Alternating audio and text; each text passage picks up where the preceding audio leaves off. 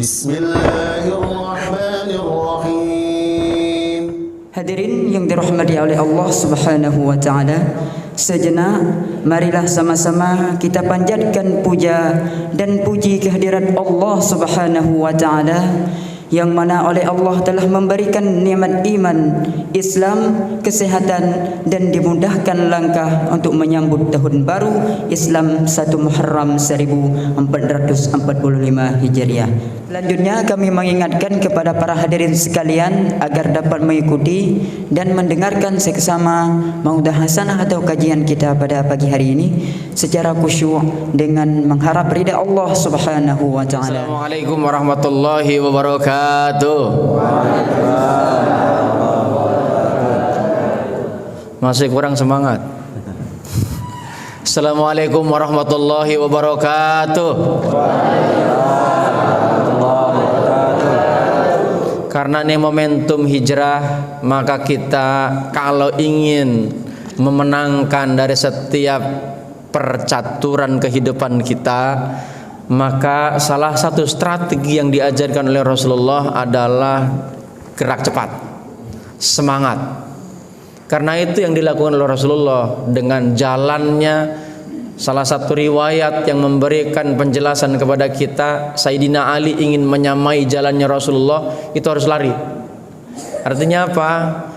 Maka kalau kita ingin menang dalam percaturan kehidupan yang begitu sangat kompleks seperti saat ini, maka tidak ada yang lain yang harus kita lakukan, harus cepat bergerak, cepat bertindak, termasuk cepat menjawab peluang. Tadi ini salam ini adalah peluang.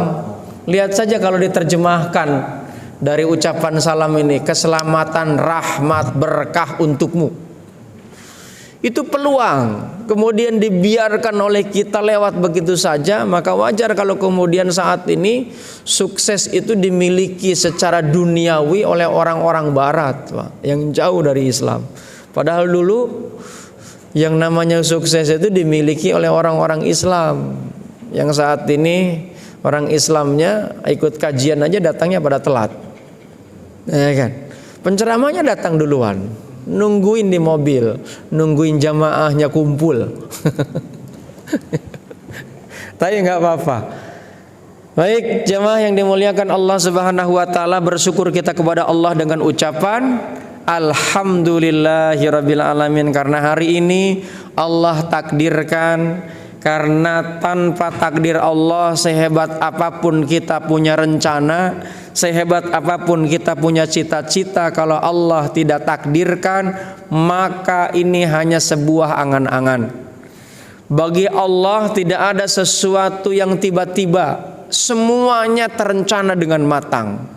Walaupun tadi Ketua DKI menyampaikan ucapan terima kasih kepada seksi Ubudiyah, waktu singkat mampu mengadakan event yang begitu luar biasa. Tapi kalau dengan takdir Allah, maka semuanya bisa jalan. Tapi kalau Allah tidak takdirkan, sehebat apapun kita punya rencana yang matang, maka tidak akan mungkin pernah ada. Maka hari ini adalah qadarullah, dengan takdir Allah kita bisa bermuwajahah. Yang sebelumnya belum kenal kemudian kini menjadi kenal, itu adalah takdir Allah. Wasilahnya apa? Medsos. Ya, dengan medsos kita nih bisa kita manfaatkan untuk berkiprah, untuk bisa berdakwah, untuk bisa meraih berkah. Tapi dengan medsos juga ada orang yang masuk penjara gara-gara medsosnya tidak dikelola dengan emosi yang baik. Bersolawat kepada Rasulullah dengan ucapan Allahumma sholli ala Sayyidina Muhammad wa ala ali Sayyidina Muhammad.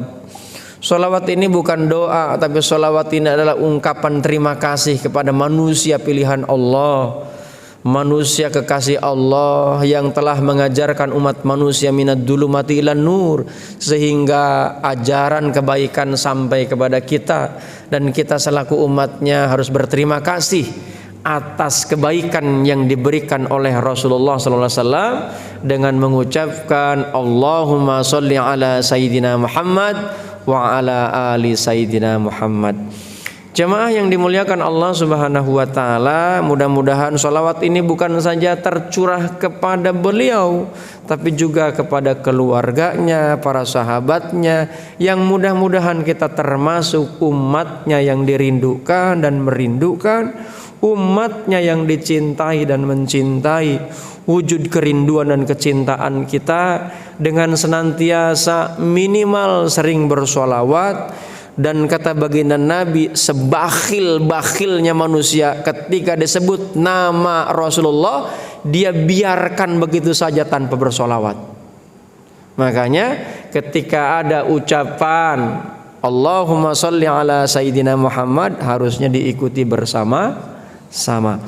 Jemaah yang dimuliakan Allah Subhanahu wa taala, yang saya hormati, yang menjadi perantara hadirnya saya di sini yaitu Ketua DKM, kemudian Ketua Ubudiyah, Ketua Pembina, seluruh jajarannya ya, dari jajaran Pembina, jajaran DKM, jajaran Ubudiyah, dan juga seluruh panitia yang mudah-mudahan Allah berikan umur panjang untuk taat kepada Allah, diberikan sehat, bukan saja sehat tapi afiah, dimudahkan rizkinya untuk bekal beribadah kepada Allah Subhanahu wa taala. Ibu-ibu juga tak lupa yang jauh lebih banyak dibandingkan bapak-bapak ya yang hadir saat ini. Mudah-mudahan ibu-ibu yang hadir di sini oleh Allah diberikan suami yang soleh. Amin. Amin. Kok nggak diaminkan ya? Amin ya rabbal alamin. Emang mau cari ganti lagi apa ya?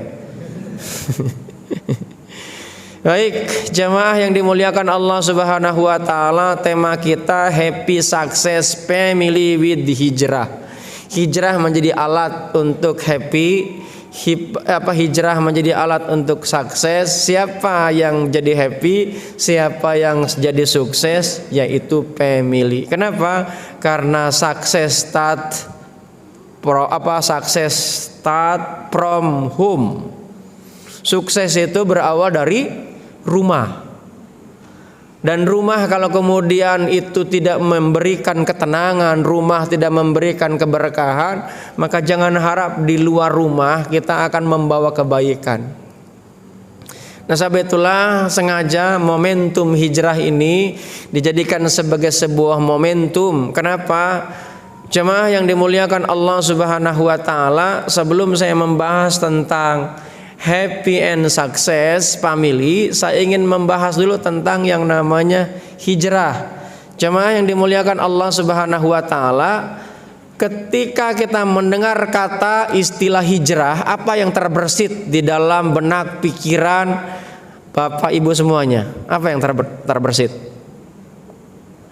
Hijrah. Satu, apa? Pindah. Terus apa lagi? Apa yang terbersit? Perubahan. Jemaah yang dimuliakan Allah Subhanahu wa taala, banyak juga saat ini yang namanya istilah hijrah dipakai oleh kalangan selebritis. Ya, yang dulunya glamor kemudian tiba-tiba berubah. Yang tadinya tidak berjenggot jadi berjenggot. Yang tadinya tidak berkerudung jadi berkerudung. Walaupun kemudian belakangan ada juga yang cerai kemudian dicopot lagi pakai you can see. Ya kan? Kenapa demikian? Karena bisa jadi ikut-ikutan. Mudah-mudahan yang hadir di sini bukan karena ikut-ikutan, karena nggak enak. Sebab itulah jemaah yang dimuliakan Allah Subhanahu wa taala, pada zaman Nabi pun ada orang yang hijrah fisik ya, hijrah fisik dari Mekah menuju Madinah. Hijrahnya bersama Rasulullah, memang bareng dengan Rasulullah fisiknya. Tapi jamaah yang dimuliakan Allah Subhanahu wa taala, tapi hijrahnya bukan karena Allah dan Rasulnya. Hijrahnya itu karena calon bini. Ya. Karena ada calon istrinya yang ikut hijrah, akhirnya dia ikut. Kamu kalau mau jadi suami saya, kamu harus hijrah. Ini ikut hijrah. Hijrahnya bukan karena Allah. Makanya jamaah yang dimuliakan Allah Subhanahu wa taala, baginda Rasulullah SAW menyampaikan kepada kita, Iman saja ada orang yang terpaksa iman. Kenapa? Karena keimanannya berdasarkan keturunan. Nah, sebab itulah baginda Nabi Muhammad SAW ada yang menyampaikan dengan sebuah kaulnya, sunnah kauliyah atau hadis kauliyah. Apa yang disampaikan oleh Rasulullah? Halawatul iman. Iman itu bisa menjadi nikmat bagi seseorang ketika apa? Kata baginda Nabi, ayyakunallahu wa rasuluh ahabbu mimma siwahuma. Ketika Allah dan Rasulnya lebih engkau cintai dari apapun juga, maka engkau akan menemukan kenikmatan. Makanya tadi saya luar biasa ketika bincang-bincang dengan ketua DKM. Saya bilang, aktivitasnya di mana Pak Ketua? Saya kerja utamanya di masjid, sampingannya lawyer. Mantap, saya bilang. Iya kan? Itu luar biasa. Mudah-mudahan itu memang sebenarnya. Jadi jemaah yang dimuliakan Allah Subhanahu wa taala. Nah, kaitan dengan hijrah, secara bahasa hijrah itu apa sih? Hijrah ini asal kata dari hajaro, artinya apa? Pindah. Pindah bisa bermakna pindah tempat, bisa pindah keadaan, bisa pindah bersifat-sifat, atau juga ada yang menerjemahkan menjauhi, menghindari atau memutuskan. Apa yang dijauhi? Kenapa dia pindah? Apa yang dihindari? Apa yang diputuskan? Karena ada hal yang ingin dicapai lebih baik. Rasulullah SAW itu lahir di mana? Lahirnya di Makkah Rasulullah. Di Mekah, kota kelahiran Rasulullah itu di Mekah. Tapi di kota kelahirannya Rasulullah itu terintimidasi. Rasulullah terancam. Bahkan bukan saja keluarganya, bukan saja dirinya, keluarganya pun. Bahkan bukan terancam yang lainnya, termasuk nyawanya. Maka kemudian Rasulullah bukan tidak bisa berdoa sebagaimana nabi-nabi yang lain, tapi Rasulullah ingin menjadi uswah. Kenapa? Karena dalam ayat Al-Quran Allah menyampaikan, laqad kana lakum fi Rasulillah uswatun hasanah. Maka tidak ada sampel, tidak ada role model yang paling sangat powerful untuk kita jadikan sebagai contoh dari setiap gerak langkah kehidupan kita, kecuali hanya uswahnya Rasulullah Sallallahu Alaihi Wasallam. Kalau ditanya fansnya siapa? Oh, kita kan biasa ada fansnya sama Superman ya. Padahal Superman itu orang gila Pak, pakai celana cangcut di luar. Bener gak? Oh iya, itu superhero-nya orang-orang barat Pak. Gila itu. Di mana-mana celana dalamnya dipakai di dalam. Kalau Superman enggak, celana dalam dipakai di luar. Bener gak? Nah, itu superhero-nya orang barat. Anak-anak kecil itu disuguhi tentang hal-hal lagi gitu. Ya. Jadi jemaah yang dimuliakan Allah Subhanahu wa taala, superhero itu adalah Rasulullah sallallahu alaihi wasallam. Maka harusnya fansnya Rasulullah. Dan kalau kita ngefans sama Rasulullah, harusnya terinternalisasi setiap gerak langkahnya, pakaiannya, sikapnya, perilakunya, tutur katanya, cara makannya, cara duduknya, cara bicaranya, cara ngedipnya, apapun. Itu namanya orang kalau ngefans. Dulu kan ada ngefans sama Elvis Presley, zamannya Pak Ketua DKM mungkin ya, eranya. Elvis Presley itu kan biasanya kalau pakai pakaian seperti apa? Baju kerahnya gede, celananya cutbray, ya pananang gitu ya. Zaman dulu pakai cambang. Ada orang ikutin walaupun nggak pakai cambang, dia beli cambang, dia tempelin. Coba. Karena saking inginnya seperti apa yang dia fanskan. Sekarang juga banyak artis-artis Pak yang kemudian ngefans sama artis Korea. Akhirnya apa? Direka-reka tuh muka. Begitu dioperasi, ada yang kemudian akhirnya mirip sama Squidward. Ya kan? Karena dia ngikutin fansnya. Akhirnya bukan berhasil, ada operasi sono, operasi sini, berhasil enggak karena dananya minim, akhirnya melenyot itu hidungnya. Coba. Sahabat itulah jamaah yang dimuliakan Allah Subhanahu wa taala, maka hijrah ini yang dijadikan sebagai momentum bagi kita untuk menuju perbaikan. Tapi jamaah yang dimuliakan Allah Subhanahu wa taala, terkait dengan hijrah, kemudian ini menjadikan sebagai dasar di mana umat Islam memiliki penanggalan baru. Karena sebelumnya ngikutin penanggalan yang sudah ada. Maka karena tidak ada penanggalan, maka di zaman Khalifah Umar bin Khattab melihat administrasi keuangan, administrasi yang lain dalam tatanan kenegaraan itu banyak yang membingungkan. Maka kemudian Khalifah Umar bin Khattab memanggil seluruh sahabat-sahabat dan para stafnya, karena beliau menjadi seorang pemimpin politik, ya, pemimpin negara yang memang itu harus memiliki administrasi yang tertib. Ini pengeluaran tahun kapan? Nggak ketahuan itu. Maka kemudian dikumpulkanlah, dimintalah masukan-masukan. Kita nih harus buat nih penanggalan yang milik kita sendiri, bukan milik yang lain.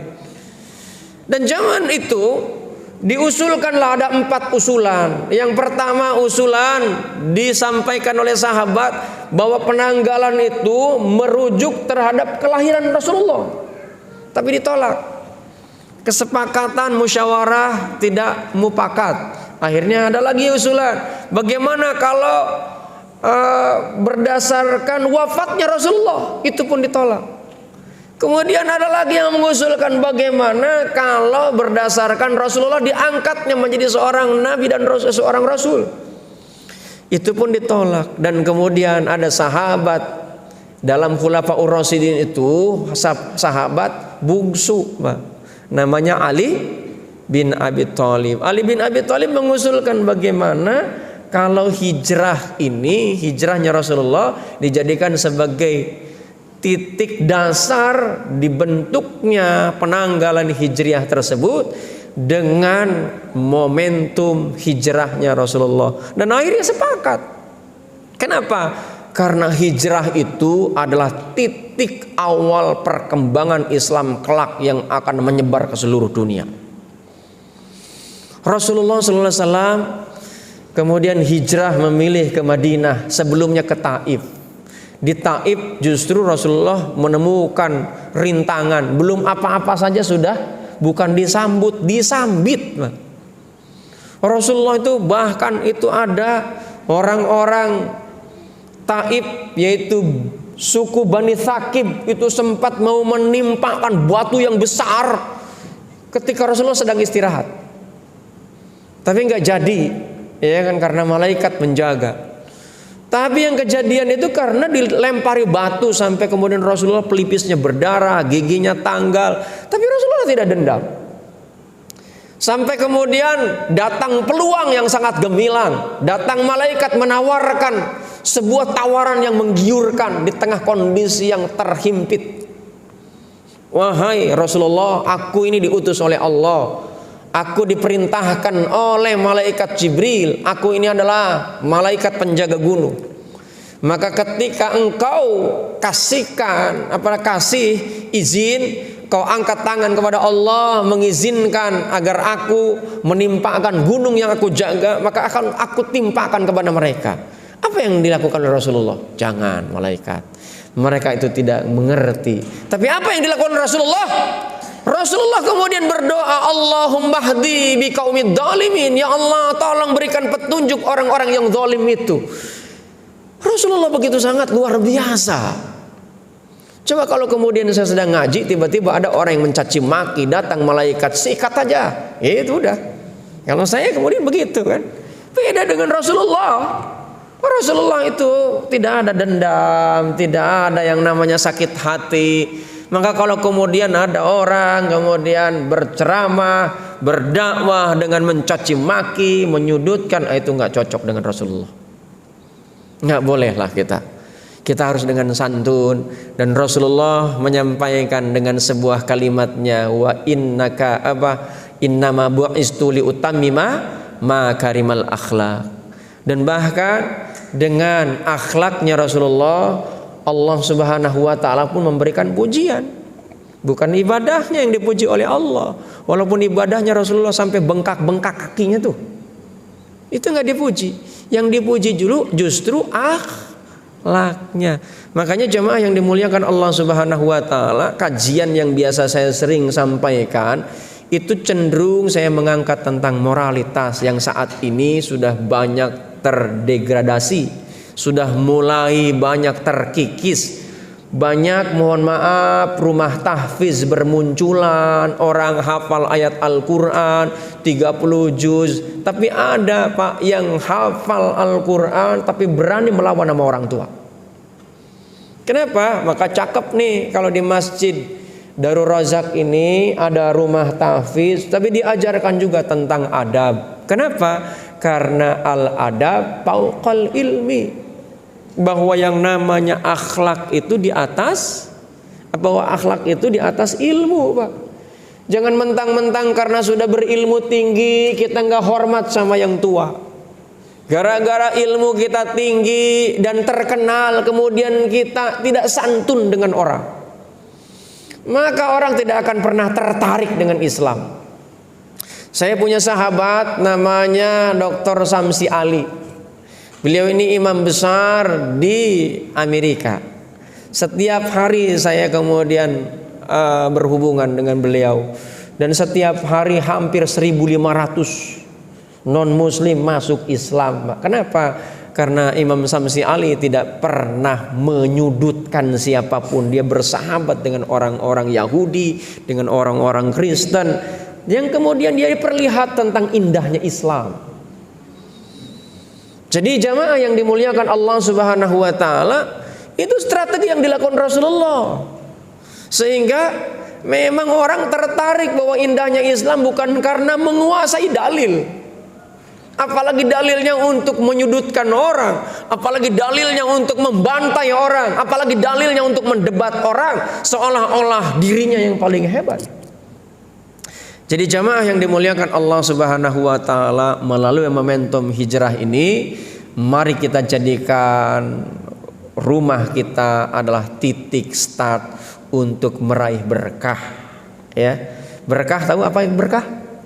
Ziyadatul khair was sa'adah, bertambahnya kebaikan dan bertambahnya kebahagiaan.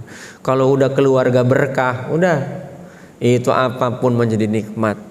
Jemaah yang dimuliakan Allah Subhanahu wa taala, sahabat, itulah secara bahasa hijrah ini adalah menjauhi segala sesuatu dengan sangat keras karena adanya ketidaksetujuan dan kebencian. Apa yang ketidaksetujuan dan kebenciannya? Terhadap ketidaksesuaian dengan syariat. Tapi bukan dengan cara yang anarkis. Kenapa? Karena Al-Quran memberikan kaulan karima, kaulan layinan, kaulan syadidan. Ya, itu yang diajarkan oleh Allah. Dengan bahasa yang santun, dengan bahasa yang lembut, bukan bahasa-bahasa yang memojokkan. Dan kesimpulannya, bahwa hijrah ini memiliki makna yang jauh lebih dalam, bukan hanya sekedar perpindahan, bukan hanya sekedar kebencian, bukan hanya sekedar menjauhi, bukan hanya sekedar menghindari dan memutuskan, tapi kita harus dapat pahami bahwa hijrah adalah suatu gerakan perpindahan secara totalitas, ya, dari perbuatan jahiliyah menuju perbuatan yang Islamiah dalam satu gerakan yang rapi, sistemik dan menyeluruh, ya. Jadi jamaah yang dimuliakan Allah Subhanahu wa taala, totalitas itu mulai dari pikiran, perasaan hingga perbuatan. Karenanya jamaah yang dimuliakan Allah Subhanahu wa taala, Allah Subhanahu wa taala dalam ayat Al-Qur'an menyampaikan, ya ayyuhalladzina amanu dukhulu fis-silmi kaffah wa la tattabi'u khutuwatis syaiton innahu lakum aduwwum mubin. Kita diminta oleh Allah untuk totalitas tuh. Ketika hijrah itu harus total. Baik itu dari pikiran, perasaan ataupun hati. Jadi jamaah yang dimuliakan Allah Subhanahu wa taala, Maka hijrah ini kalau kita ngelihat dari makna kesimpulan, maka hijrah ini terbagi menjadi 3. Ada pikiran, perasaan, dan perbuatan. Ada 3. Ada berapa? 3. Pikiran, perasaan, perbuatan. Kalau perasaan kita negatif, Pak, perbuatan kita negatif gak? Kalau perasaan kita negatif, perbuatan kita negatif gak? Negatif, Pak. Pikiran kita negatif, perbuatan dan ucapan kita negatif gak? Negatif. Kenapa? Karena hati ini sebagai alat perasa mendrive, Pak, pikiran kita. Pikiran kita mendrive lisan kita. Pikiran kita ini mendrive perbuatan kita. Yang akhirnya udah, kita ini karena tidak menghijrahkan hanya fisik saja, sebagaimana yang tadi yang disampaikan oleh Rasulullah, ada orang yang hijrah, dia fisiknya memang pindah, ikut pindah, tapi pindahnya itu karena perasaan ingin menikahi perempuan yang hijrah itu. Dan oleh Rasulullah SAW itu disampaikan, ya. Jamaah yang dimuliakan Allah Subhanahu wa taala, oleh Rasulullah disampaikan. Apa yang disampaikan? Ada orang yang hijrah, itu hijrahnya bukan karena Allah, tapi hijrahnya karena istri. Maka kemudian ini hadis qauliyah menjadi rujukan tentang sahnya sebuah perbuatan. Innamal a'malu binniyat wa innama likulli imri'in manawa faman kana hijratuhu ilallah wa rasulih fa hijratuhu ilallah wa rasulih. Jadi kalau orang hijrah itu karena Allah dan Rasulnya, maka yang didapat adalah Allah dan Rasulnya yang menjadi tujuan. Sama halnya fisiknya mungkin ngaji di sini, tapi kalau kemudian tujuannya karena nggak enak, ya sudah, hasilnya itu nggak enak. Tapi kalau karena tujuannya karena Allah, maka Allah yang akan memberikan keberkahan itu. Jadi jemaah yang dimuliakan Allah Subhanahu wa taala, bahkan dalam ayat Al-Qur'an Allah menyampaikan, salat saja itu tidak dianggap baik oleh Allah ketika di dalam hatinya kita tidak disetting hanya untuk Allah. Apa ayat Al-Qur'annya? Lihat di dalam ayat Al-Qur'an, laisal birra an tuwallu wujuhakum qibalal masyriq wal maghrib walakinal birra man amana billah. Ayat ini agak panjang. Tapi jemaah yang dimuliakan Allah Subhanahu wa taala, salat yang kata baginda Nabi adalah awwalu ma yuhasabu ala ummati as-salat.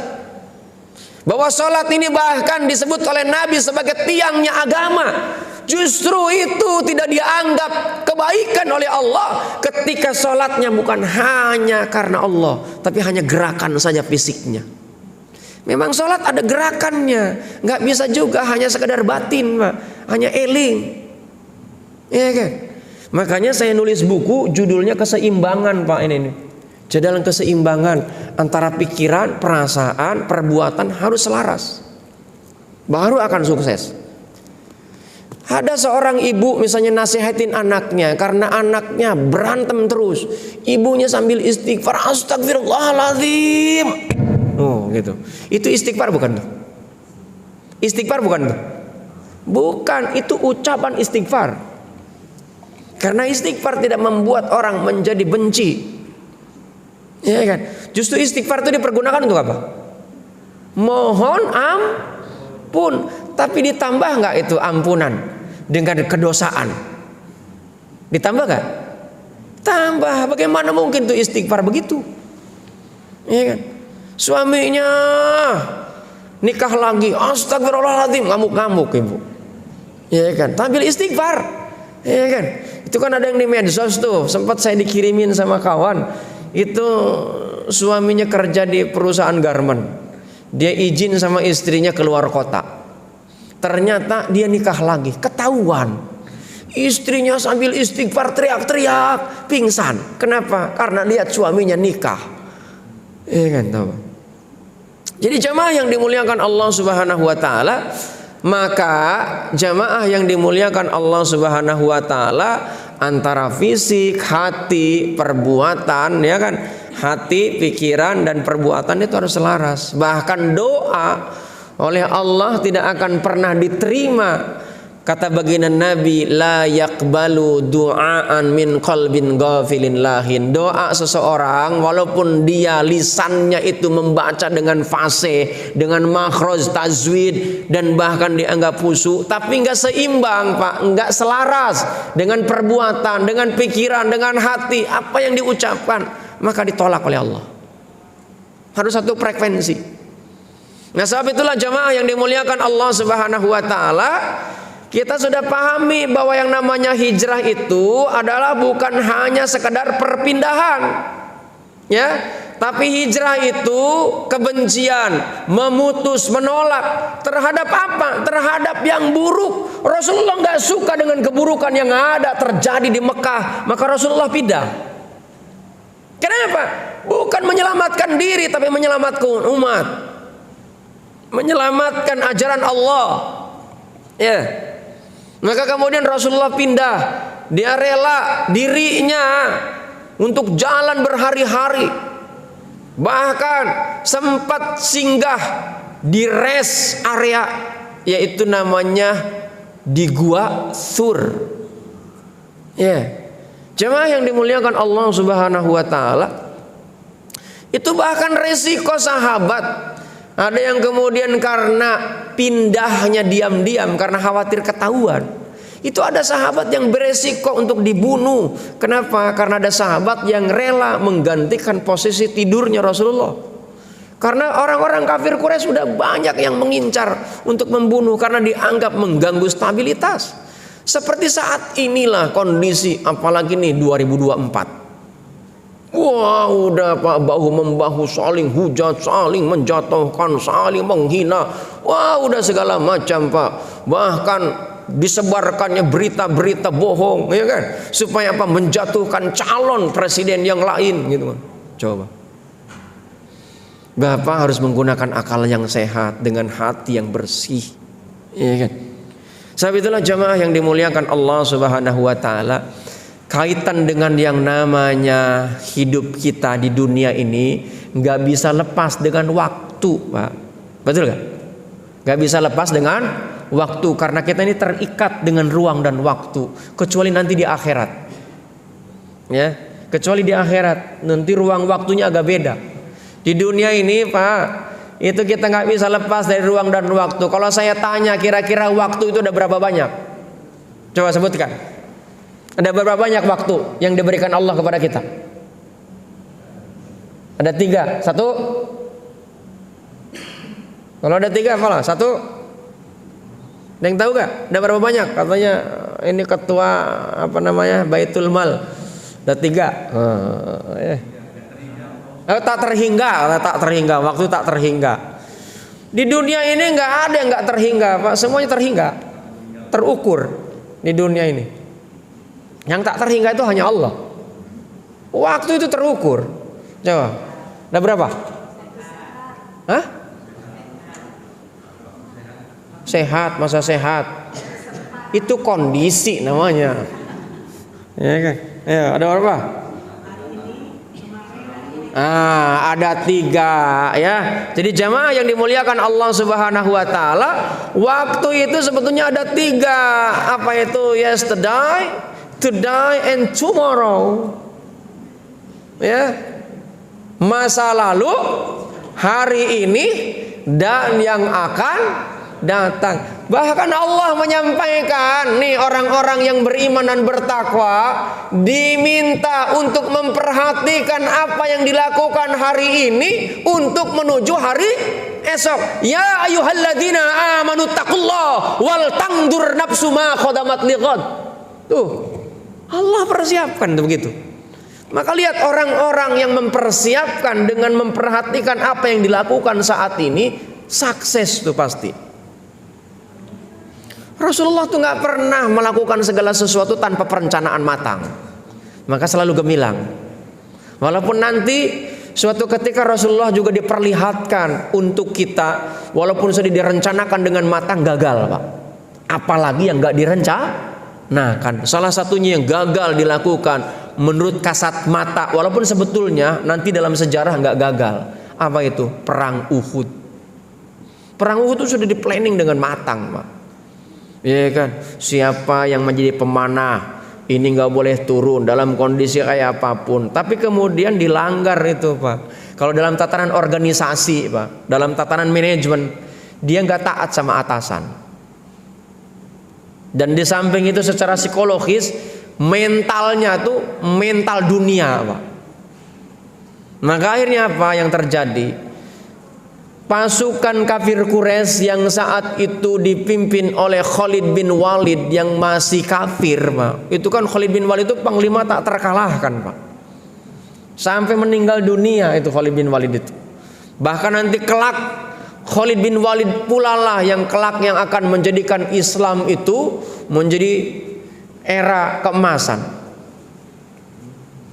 Dan jemaah yang dimuliakan Allah Subhanahu wa taala, sampai kemudian pamannya pun gugur, Pak. Pamannya gugur. Sayyidina Hamzah radhiyallahu anhu. Itu karena ketidakdisiplinan bawahan kepada atasan. Rasulullah pun bahkan disebarkan isu hoax, Pak. Oh, jadi isu hoax itu sudah ada zaman Nabi pun, Pak. Disebarkan Rasulullah mati, Rasulullah wafat, disebarkan oleh orang kafir Quraisy. Iya kan? Sama seperti saat ini, Pak. Wow, yang namanya lapangan bola itu tidak standar dengan standar FIFA, gitu. Disebarkan begitu di medsos, ya kan? Begitu sudah dilihat ternyata nggak bisa ngapa-ngapain kecuali hanya mohon maaf lahir dan batin, ya kan? Coba. Jadi jemaah yang dimuliakan Allah Subhanahu wa taala, memang itu mempengaruhi, Pak, kaum muslimin yang sedang berjuang, Pak. Akhirnya apa? Kalah pada dengan disebarkan hoax itu. Makanya jamaah yang dimuliakan Allah Subhanahu wa taala, ini kaitan waktu, kaitan hari, Pak. Allah Subhanahu wa taala sampai kemudian bersumpah dengan atas nama waktu. Wal asri innal insana lafi husrin. Demi waktu sesungguhnya manusia semuanya rugi kecuali siapa? Orang-orang yang beriman. Tuh, makanya iman, Pak. Itu kalau bukan lantaran iman, Pak, ini lagi meriang saya ini. Makanya pakai jaket, bukan gaya-gayaan ini. Iya kan? Ini agak meriang. Jalan dari jam 2:30 pagi tadi kan. Sampai kemudian, Pak, ini saya bilang udah nggak apa-apa. Harapan saya lagi ceramah meninggal dunia. Cita-cita saya begitu, saya pengen meninggal dunia itu lagi ceramah, bukan lagi maksiat gitu kan. Mumpung lagi dijaga oleh Allah. Kan kita nggak tahu nih setan itu godain kita setiap saat, Pak. Nggak ada yang bebas dari cengkraman setan. Makanya jangan sombong kalau kita saat ini jadi orang taat. Karena ketaatan itu bisa juga menjadi sarana kesombongan, Pak. Iblis itu karena gara-gara paling taat kemudian digelari oleh para penduduk surga dengan gelar Al-Abid, Pak.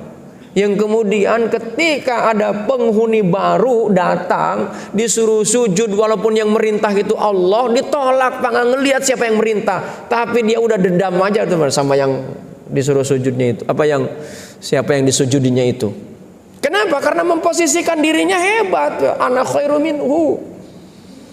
Jadi jemaah yang dimuliakan Allah Subhanahu wa taala, maka dengan keimanan kita, iman kita kepada Allah, maka kita harus memperhatikan yang namanya momentum waktu. Dan yang namanya waktu, satuan yang terkecil namanya detik. Kemudian menit, kemudian jam, kemudian hari, kemudian minggu, bulan, tahun. Dan jemaah yang dimuliakan Allah Subhanahu wa taala, kaitan dengan tahun, Pak, Allah Subhanahu wa taala pun sudah memberikan informasi kepada kita, inna iddatasy syuhur indallahi 12 syahran. Bahwa kata Allah dalam Al-Quran surat ke-9 ayat 36, bahwa sesungguhnya yang namanya hitungan bulan dalam setahun itu 12 bulan. Cuman bedanya dari Hijriah, Pak, dengan Masehi. Kalau Hijriah tolak ukur pergerakannya melalui komar, makanya komariah. Ya. Kalau Samsia, kalau Masehi berdasarkan matahari, maka pergantiannya beda. Kalau pergantian matahari Pak di tengah malam 00 waktu 00 itu tengah malam. Maka kalau Komariah pergantiannya setelah matahari terbenam. Itu perhitungannya. Kenapa? Karena kalau lihat perputaran, kalau kita belajar tentang yang namanya antariksa Pak, bahwa ini semuanya bergerak. Ya, bergerak, berputar, berotasi, berevolusi. Bahwa yang namanya bumi berputar mengelilingi matahari, rembulan berputar mengelilingi bumi, bumi berputar mengelilingi matahari, matahari berputar mengelilingi galaksi, galaksi berputar mengelilingi inti klaster galaksi, inti klaster galaksi berputar mengelilingi super klaster galaksi, super klaster galaksi berputar memuji Allah. Maka di dalam ayat suci Al-Quran Allah menyampaikan langit yang 7, bumi, semua yang ada di dalamnya bertasbih memuji Allah. Berhenti saja sejenak, kiamat Pak. Makanya lihat, kita berhenti bergerak Pak, mati Pak. Maka ciri makhluk hidup adalah bergerak. Ya kan? Jadi jemaah yang dimuliakan Allah Subhanahu wa taala, bedanya berapa hari itu antara Samsiah dengan Qamariyah? 10 hari, Pak. Kalau Samsiah berapa setahun itu jumlahnya? 365 hari. Kalau Qamariyah 355. Ya, beda dan dikit. Dan dari 12 bulan ini Allah pilih tuh ada 4 bulan yang disebut dengan arba'atu hurum. Apa itu 4 arba'atu hurum? Di sini nggak dijelaskan. Rasulullah yang ngasih penjelasan. Yang pertama bulan ke-7, bulan apa? Bulan ke-7 bulan apa? Ini jangan-jangan nggak hafal lagi bulan Hijriah. Bulan pertama bulan apa? Hah? Bulan pertama dalam tahun Hijriah, bulan? Ini sedang kita peringati, namanya Muharram. Bulan kedua? Hah? Bulan ketiga? Bulan ketiga? Hah? Bulan kedua apa bulan kedua? Safar. Bulan ketiga? Rabiul Awal, tempat kalian Rasulullah. Kemudian bulan keempat? Rabiul Akhir. Bulan keempat, bulan keenam? Kelima dulu ya, kelima? Rabiul Awal. Jumadil Awal.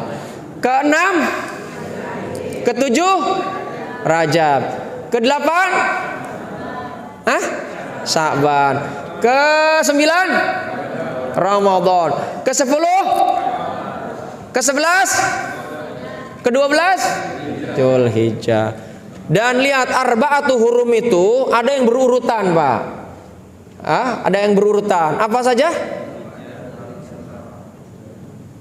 Dzulqa'dah, Dzulhijjah, Muharram. Itu berurutan itu.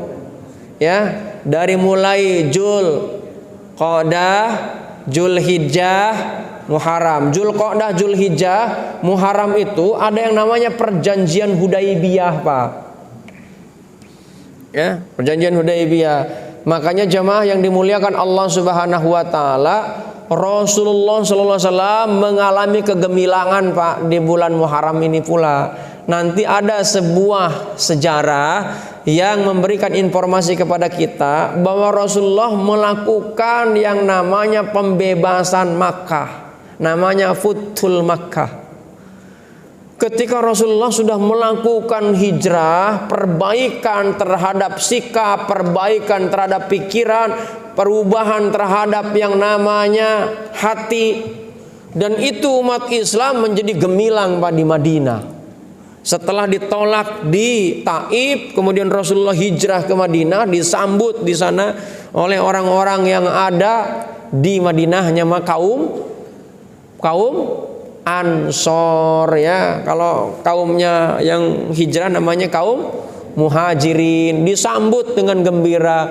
Di sana membangun sebuah peradaban. Orang Barat menyebutnya civil society, masyarakat madani, Pak.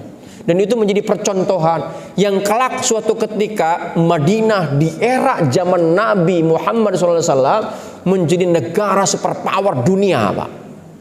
Yang dulu jangankan datang ke Yastrib, karena sebelum berubah namanya menjadi Madinatul Nabi, yang kemudian kelak berubah menjadi Madinatul Munawwarah hingga saat ini, itu nggak ada orang yang jangankan datang, memikirkannya aja udah ogah. Kenapa? Penuh masalah. Tapi begitu Rasulullah datang, itu menjadi negeri yang makmur. Bahkan kalau kita nih berangkat ke Tanah Suci, kemudian datang ke Madinah lebih dahulu, maka ketika dia berangkat ke Mekah, itu perasaannya beda.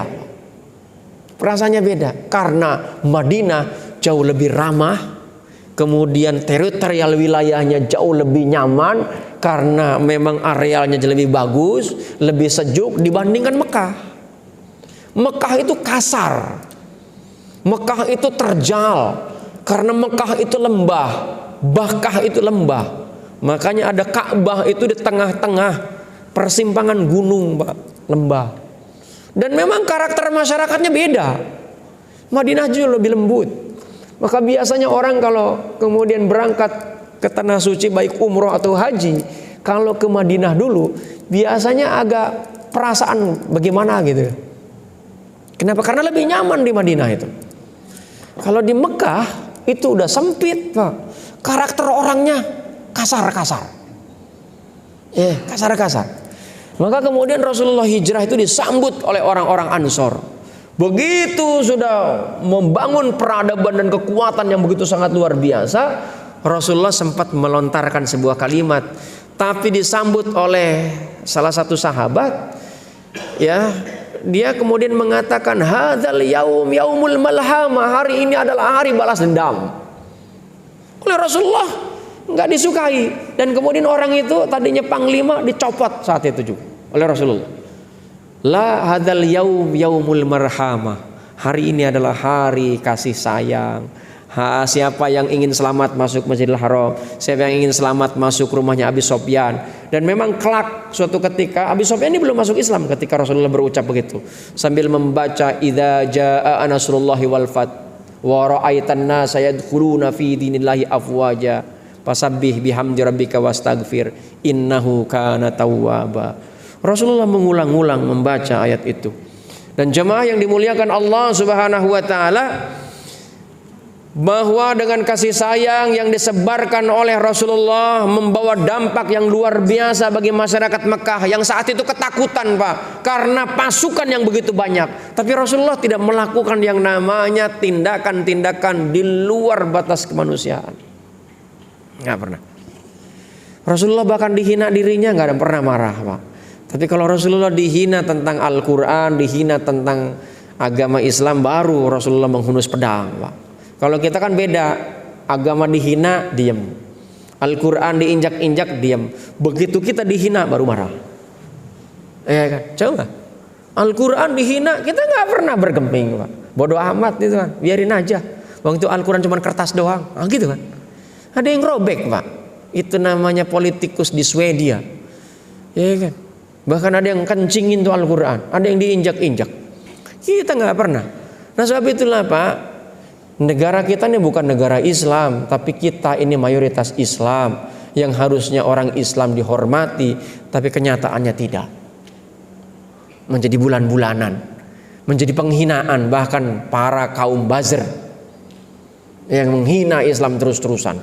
Sebab itulah jamaah yang dimuliakan Allah Subhanahu wa taala, momentum hijrah, maka kita harus berpindah. Berpindah bukan saja tempat, Pak, berpindah pemikiran, berpindah sikap, berpindah sifat, ya. Kenapa? Karena jamaah yang dimuliakan Allah Subhanahu wa taala, maka hari lalu sudah kita lewati. Hari esok kita nggak ada yang tahu. Dan hari ini adalah momentum untuk kita memperbaiki diri. Makanya kata Allah dalam Al-Quran surat Ar-Ra'd ayat 11, innallaha la yughayyiru ma biqaumin hatta yughayyiru ma bi anfusihim. Kalau engkau ingin memperbaiki kualitas hidupmu, maka perbaiki dulu sikapmu.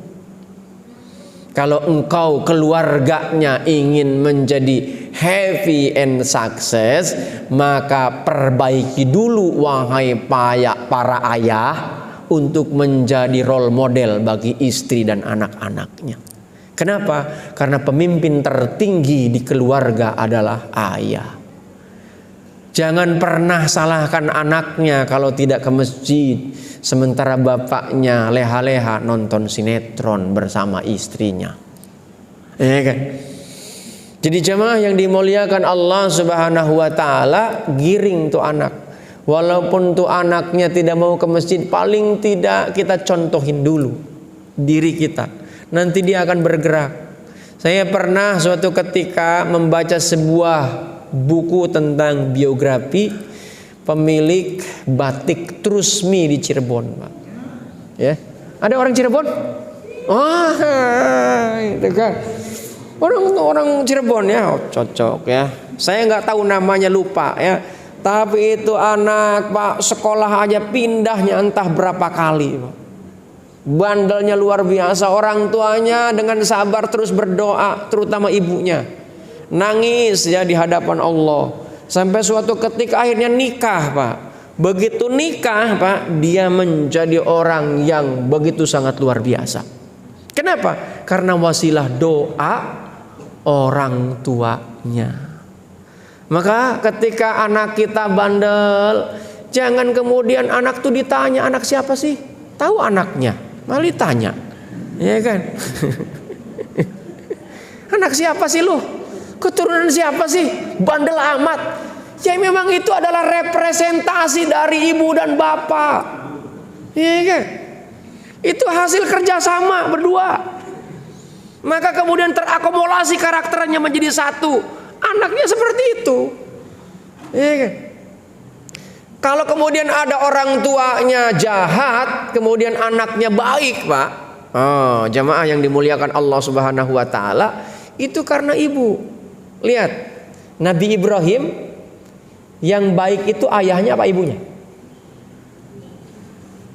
Yang baik ayahnya apa ibunya? Ibunya, Pak. Dan dia tetap jadi nabi. Ayahnya pembuat patung. Nabi Nuh yang kafir, nabinya apa istrinya? Istrinya. Anaknya jadi nabi apa jadi kafir? Kafir. Makanya hati-hati, Bu. Ibu itu penentu suksesnya anak. 99 hasil penelitian para pakar psikolog dunia bahwa yang namanya ibu itu menentukan suksesnya anak, bukan bapak. Iya kan? Bukan bapak. Maka anak-anak lebih dekat sama ibunya. Kenapa? Karena 9 bulan di kandungan. Kalau bapak kan hanya nitipin sel telur aja. Ya, setelah itu udah disimpan di perut selama 9 bulan 10 hari. Coba. Jadi bapak ibu yang dirahmati Allah Subhanahu wa taala, tapi jangan mentang-mentang. Gua bilang juga tadi dengar ceramah, pantesan aja anak gua jahat gara-gara lu sih didiknya, disalahin sama suaminya. Ya nggak begitu juga, tapi hasil kerja bareng, Pak.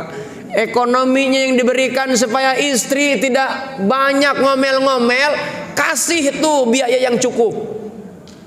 Ya Pak ya? Setuju gak?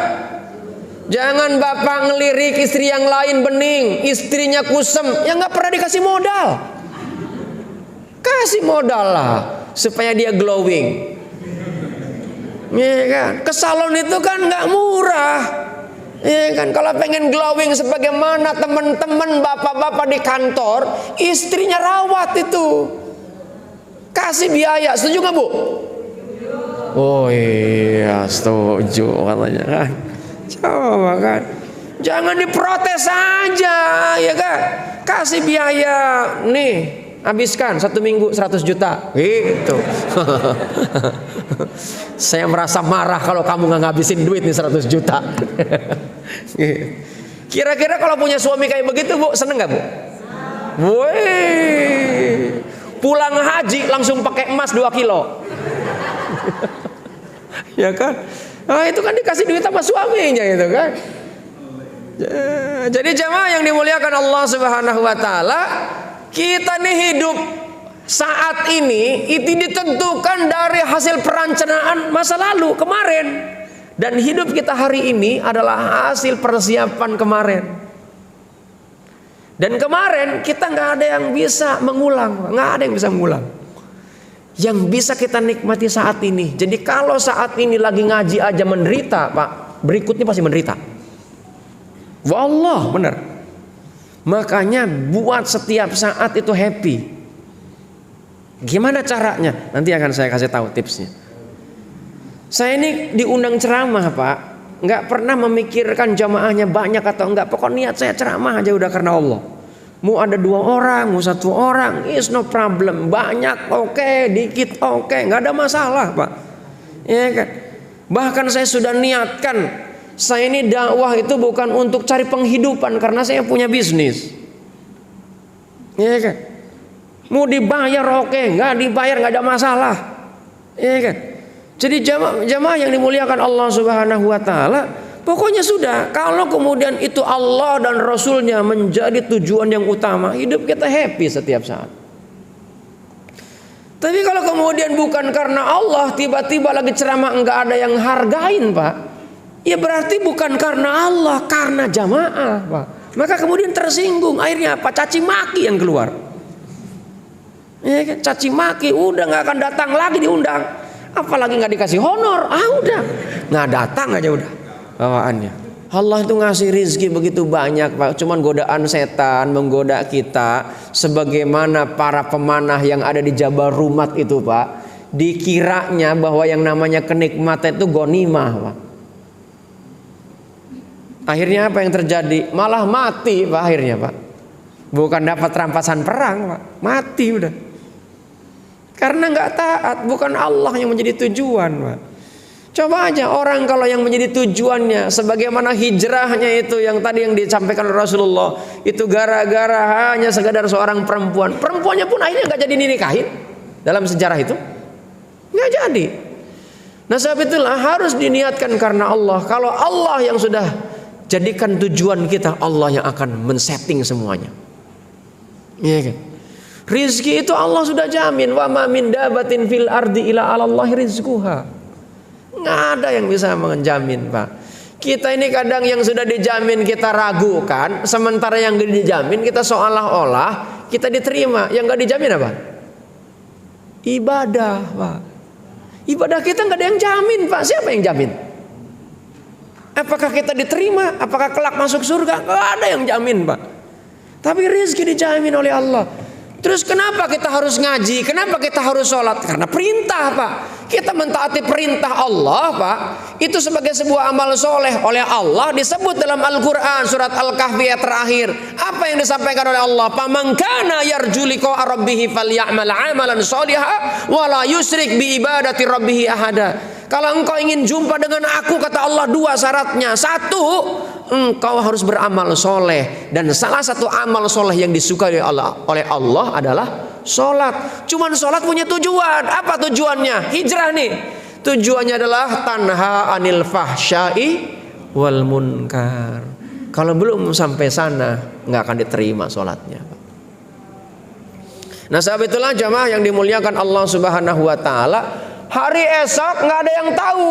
Surat Luqman ayat 34 Allah sebutkan, wa ma tadri nafsun mada taksibu godan. Itu surat Luqman ayat ke-34, surat ke-13. Wa ma tadri nafsun mada taksibu godan. Tidak ada satupun orang yang tahu apa yang bakal terjadi esok hari. Jadi kalau ada orang, besok kita jalan-jalan yuk, oke, gitu. Itu adalah bukan perkataan orang Islam. Nggak ada yang tahu besok bisa jalan apa enggak. Siapa tahu malah sore harinya langsung meninggal. Makanya harus katakan insya Allah. Apa artinya insya Allah?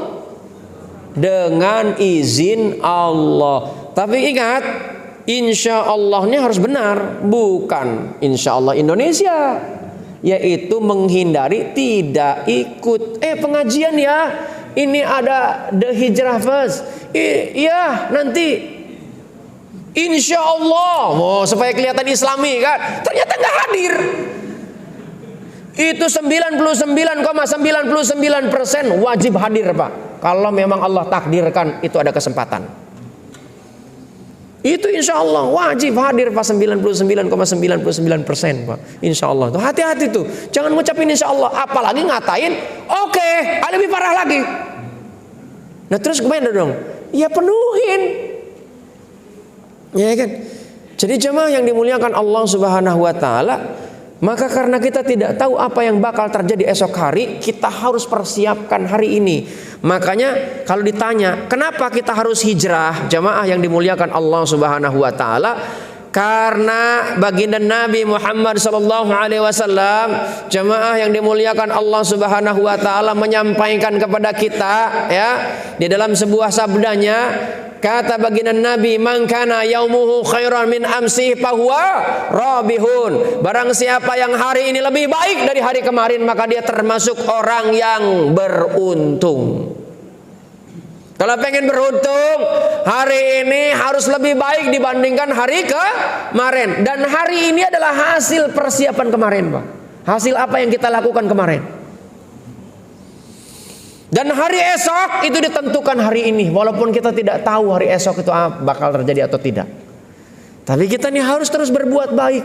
Maka jangan nunggu esok, Pak. Lakukan saat ini. Maka kalau kata A'agim, mulailah pada diri sendiri. Mulailah dari hal yang terkecil. Mulailah saat ini. Jangan nunggu esok, Pak. Kalau ingin melakukan sebuah kebaikan, di depan itu ada namanya Baitul Mal.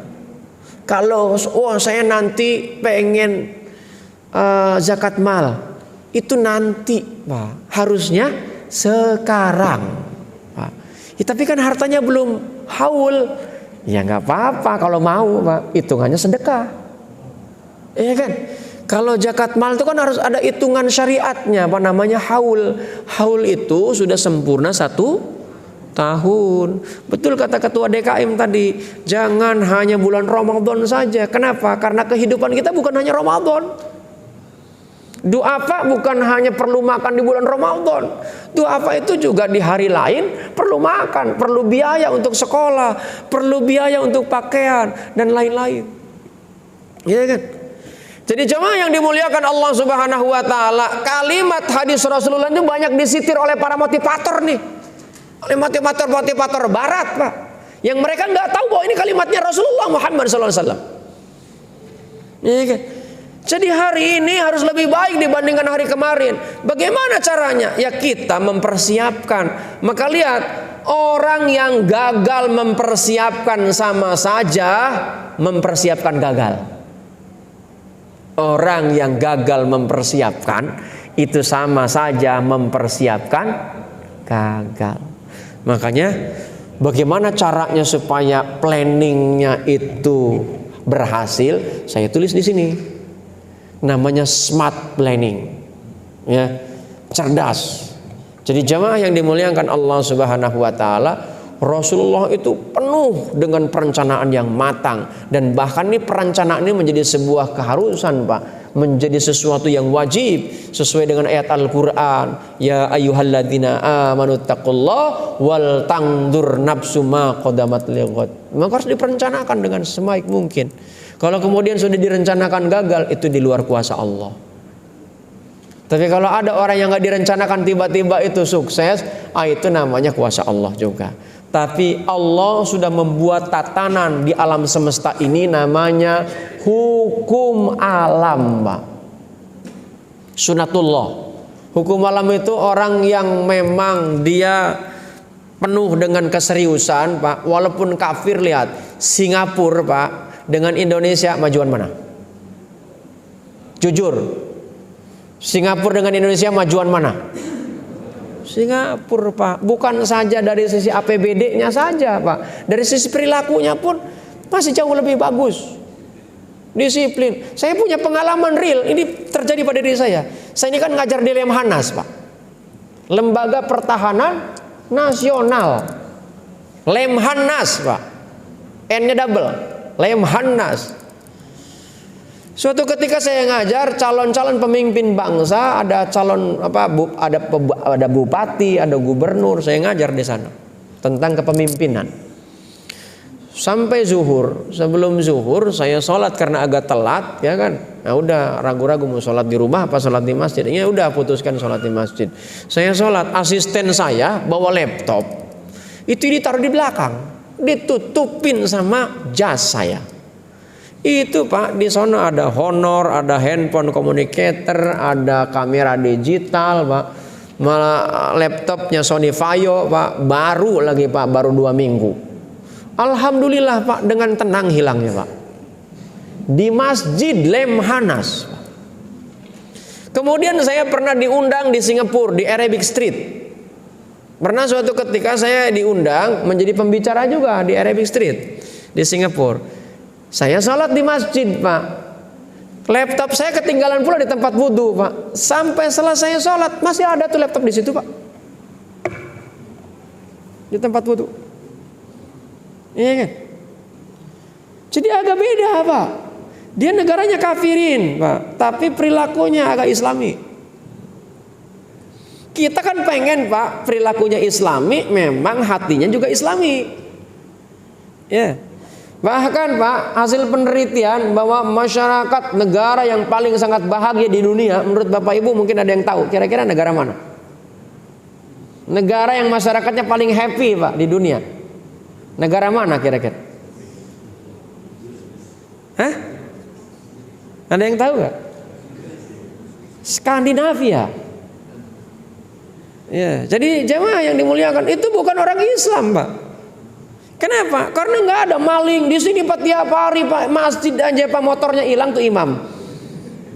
Iya kan? Imam masjid motornya hilang Pak. Penceramah sendalnya hilang pulang. Coba. Gimana mau jadi happy? Itu dari sisi teknis Pak. Umroh Pak, umroh, pemilik umroh nipu. Nah. Kemudian apalagi mengeksploitasi terhadap yang namanya takdir. Ini kan takdir Allah. Sabar Pak, ini ujian dari Allah. Saya bilang enak aja. Anda mengeksploitasi terhadap aturan Allah. Ya kan? Akhirnya apa yang terjadi? Ditipu Pak. Banyak orang Pak travel kayak begitu Pak. Ya kan? Saya makanya ketika membimbing haji Pak, membimbing umroh, ya, ini insya Allah kalau ada yang mau ikut tanggal 28 pun saya berangkat membimbing. Harusnya tanggal 9, tanggal 28 Agustus. Jadi jemaah yang dimuliakan, saya biasanya saya sampaikan sama travel, jangan memikirkan tentang bisnisnya. Walaupun tahu travel itu ada bisnisnya, tapi jangan dikedepankan bisnisnya. Ibadah ini tamu Allah, nanti Anda hancur. Apa kurang hebatnya Pos Travel Pak? Apa kurang hebatnya Abu Tur Pak? Tutup Pak? Tutup Pak. Walaupun besar, di backing oleh orang-orang hebat sekalipun. Kenapa? Karena Allah nggak suka Pak, kemungkaran ini. Apalagi ibadah. Ya. Ada lagi orang diundang ceramah pakai manajemen di telepon, ya kan? Saya pernah Pak, ada yang curhat ke saya, Ustaz, saya ini trauma ngundang penceramah tertentu. Emang kenapa? Nggak boleh saya sebutkan lah namanya. Kenapa? Oh saya memang dia lagi populer saat itu. Kemudian kita undang, kita oke, saya deket sama dia. Pada hari haknya Pak, itu ditentukan kalau misalnya jam 9, jam 10 nggak datang, jam setengah 11 nggak datang. Akhirnya saya telepon. Begitu telepon yang angkat manajemennya, dia bilang kata manajemennya, Pak, Bapak boleh dekat sama penceramah, tapi kalau Bapak belum transfer penceramah nggak akan datang. Coba Pak, hancur nggak tuh agama? Hancur Pak. Dakwah bukan untuk penghidupan Pak, apalagi dakwah pamer Lamborghini, pamer motor besar. Waduh, bukan, kita nggak boleh lah. Tapi memang Pak ada perasaan-perasaan yang harus dijaga Pak. Jangan sampai kemudian melukai perasaan orang lain yang kemudian memang di bawah Pak ekonominya. Apalagi itu penceramah. Habis waktunya. Kalau ke depan itu udah sensitif. Habis. Tuh kan udah tahu, saya udah ini bisa mendebak. 5 menit lagi katanya. Padahal ini saya baru pembukaan ini. Oh iya. Saya tadi sudah siapkan soalnya di playernya jam 9. Jam 9 sampai jam 11.30. Makanya saya tadi, Mas Doni, kita harus cepat-cepat. Oh, ya kan. Ternyata mulai ceramahnya jam 10 lebih dikit, ya kan. Nggak apa-apa lah, ya kan. Paling tidak ada yang ketangkep, ya kan? Betul nggak? Sebab itulah jamaah yang dimuliakan Allah Subhanahu wa taala, jangan kita kemudian yang kedua kata Rasulullah, wa man kana yaumuhu mithlu amsihi fahuwa magmunun. Orang yang kemudian hari ini sama dengan hari kemarin, dia adalah orang yang rugi, Pak. Kita ini rugi, Pak, kalau kemarin dengan sekarang ini sama. Tahun 1044 begini, 45 begitu juga, ya nggak ada bedanya, Pak. Mulai saat ini hijrah, dan yang celaka adalah hari ini lebih buruk dibandingkan hari kemarin. Karenanya jamaah yang dimuliakan Allah Subhanahu wa taala, sesuai dengan judulnya happy and success. Sekarang pertanyaannya, apa itu yang disebut dengan happy? Ada yang tahu nggak apa itu happy? Hah? Bahagia itu bahasa Indonesianya, ya kan? Apa itu happy atau bahagia itu apa? Ada yang tahu nggak apa itu bahagia? Senang, ya, senang. Senang itu bahagia? Hah? Oh iya, bolehlah. Jadi jemaah yang dimuliakan Allah Subhanahu wa taala, kalau sukses apa sukses? Hasil apa? Hah? Tercapainya apa yang diinginkan, itu namanya sukses, ya. Jadi yang namanya sukses itu tercapai apa yang diinginkan. Apa yang sudah tercapai, apakah jaminan ternikmati? Enggak. Ketika Anda mampu menikmati apa yang tercapai, itulah bahagia. Cuman jemaah yang dimuliakan Allah Subhanahu wa taala, kaitan dengan bahagia ini memang karena dalam kehidupan, kalau saya tanya satu persatu, tidak ada satupun orang yang ingin hidupnya menderita. Orang pasti inginnya semuanya bahagia. Cuman bahagia ini ragam cara orang untuk mendapatkannya dan ragam bentuk orang untuk meraihnya. Maka kemudian saya mencoba merangkum dari pendekatan ilmu psikologi dan ilmu manajemen, ya, bahwa ternyata banyak orang mengejar bahagia, ya. Yang pertama adalah physical happiness. Ibu senang nggak kalau wajahnya putih dan glowing? Hah? Kemudian tirus dan langsing, senang nggak? Oh, senang. Makanya tidak heran ada orang yang sudah punya anak 6 pun ikut aerobik, kemudian masuk salon. Begitu sudah tercapai, apakah jaminan bahagia? Belum tentu, ya. Secara fisik ada bahkan orang secara fisik, ya, pulang dari Mekah pamer emas. Begitu diteliti emasnya palsu, ya kan, coba. Ada lagi ibu-ibu, ada yang senang, wah kalau saya bisa kebeli Hermes. Tahu Hermes? Apa tuh? Tas. Louis Vuitton, ya kan? Gucci, padahal Gucci adanya di Semarang, ya kan? Oh, ada orang itu sampai yang namanya, senang sekali kalau dia bisa pamer seperti ini. Tuh, emasnya banyak. Ada lagi orang yang senang pamer ini tas branded, ya kan? Ada bahkan tasnya tuh, lihat tas Hermes, harganya berapa itu? 1,9 juta US dollar. Kalau dirupiahkan berapa tuh? Wah, ini masjid ketumpuk udah. Kalau diberiin kerupuk apalagi? Kota wisata ketutup sama kerupuk, ya kan? Ini nggak tahu ini tas terbuat dari apa, harganya sampai 1,9 juta US dollar. Kulit, mungkin kulit potongan sunat kali. Coba, ya kan? Saking mahalnya, Pak. Tapi apakah ada yang beli? Ada. Tapi orang dia merasa bahagia ketika dia tercapai. Pertanyaannya, apakah dengan kita memiliki seperti mobil yang limited edition, apakah itu bahagia selamanya? Tidak. Maka jemaah yang dimuliakan Allah Subhanahu wa taala, bahagia secara fisik sifatnya semu, dan Allah menyampaikan kullu man 'alaiha fan wa yabqa wajhu rabbika dzul jalali wal ikram. Jangan pernah mengejar fisik. Kenapa? Karena fisik itu fana, yang suatu saat itu akan sirna, yang abadi hanya zat Allah yang maha kekal. Ada yang kedua, oh saya bukan fisik, saya ini senangnya nambah ilmu. Kalau nambah ilmu senang nggak? Senang. Cuma kalau nambah ilmu, kalau ilmunya nggak manfaat, masih seneng nggak? Nggak ada manfaatnya, Pak. Akhirnya ada orang debt kolektor ilmu, Pak.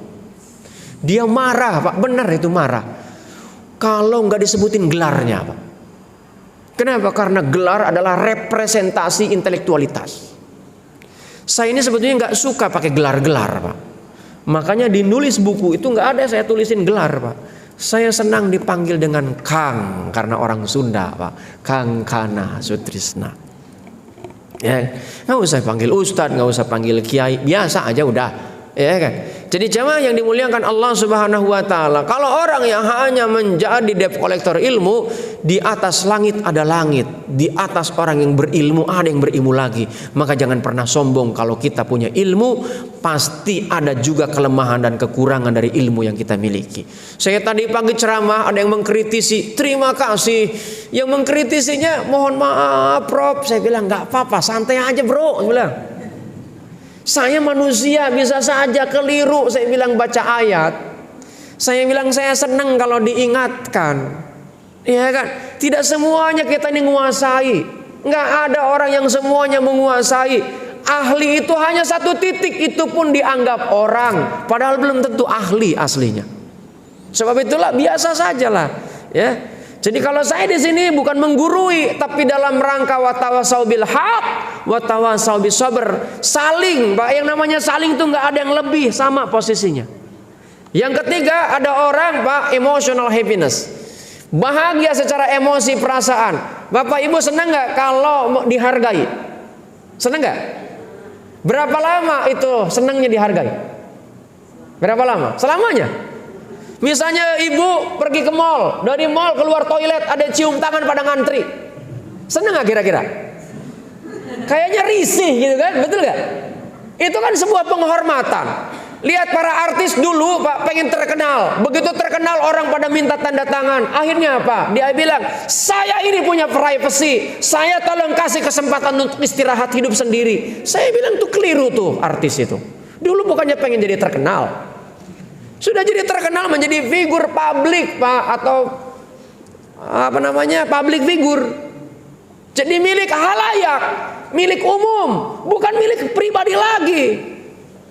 Maka kalau tidak mau, ya jangan jadi terkenal, orang biasa saja. Bahkan ada, Pak, ustadz pun, Pak, ada yang curhat ini curhat itu segala macam gitu kan. Kemudian dia stres, Pak. Coba. Sebab itulah jemaah yang dimuliakan Allah Subhanahu Wa Taala, makanya harus ditentukan itu karena Allah atau karena yang lain. Nah, physical happiness, intellectual happiness, emotional happiness, itu bahagia itu kalau to get, Pak, kalau dapat. Tapi ada bahagia ketika to give, memberi. Apa itu? Spiritual happiness. Kenapa? Karena spiritual happiness bahagianya sesuai dengan makna, nilai, Pak. Yaitu apa? Bahwa yang namanya spiritualitas itu mengajarkan tentang yang namanya makna, nilai. Maka bukan lagi menerima, tapi memberi, Pak. Memberi tidak harap kembali, itulah ibu. Ya kan, nggak ada yang namanya ibu itu minta harapan kembali, Pak. Ibu itu memberi setiap saat, sampai sudah keluarga pun itu diperhatikan. Jadi jemaah yang dimuliakan Allah Subhanahu Wa Taala, makanya kalau pengen happy success family, maka mulai saat ini jadikan momentum hijrah untuk merubah apa? Merubah pikiran, merubah perasaan, merubah sikap kita. Untuk apa? Karena Allah dan Rasulnya. Maka insya Allah happy sukses berkah itu akan kita raih. Dari mana? Allah yang menurunkan keberkahan itu. Apa itu berkah? Ziyadatul khair, bertambahnya kebaikan dan bertambahnya kebahagiaan. Cukup ya? Ada yang mau ditanyakan nggak? Nggak usah lah ya. Oh iya, ditanyakan tapi nggak dijawab, dilarang ya. Saya kembalikan kepada pembawa acara. Terima kasih. Assalamualaikum warahmatullahi wabarakatuh. Bagi jemaah yang menghendaki, ada buku, ini ada buku saya, ada The Balance Way, ada tentang esensi ibadah haji dan umroh, ada cara cepat mengubah energi negatif diri menjadi positif untuk hidup yang sukses dan seimbang. Nah, ini bisa nanti hubungin Mas Doni. Terima kasih. Mohon maaf sekali lagi, mudah-mudahan kita bisa bersilaturahim secara kontinu. Dan insya Allah selama saya waktu kosong, saya siapkanlah waktu untuk bisa kita bersilaturahim dan berbagi. Sekali lagi saya haturkan terima kasih. Saya sudah dikasih kesempatan untuk bisa berinteraksi dan berbagi, dan mudah-mudahan menjadi sebuah kebaikan bagi Masjid Darul Rojak, bagi seluruh jamaah dan seluruh pengurus yang ada. Terima kasih. Assalamualaikum warahmatullahi wabarakatuh.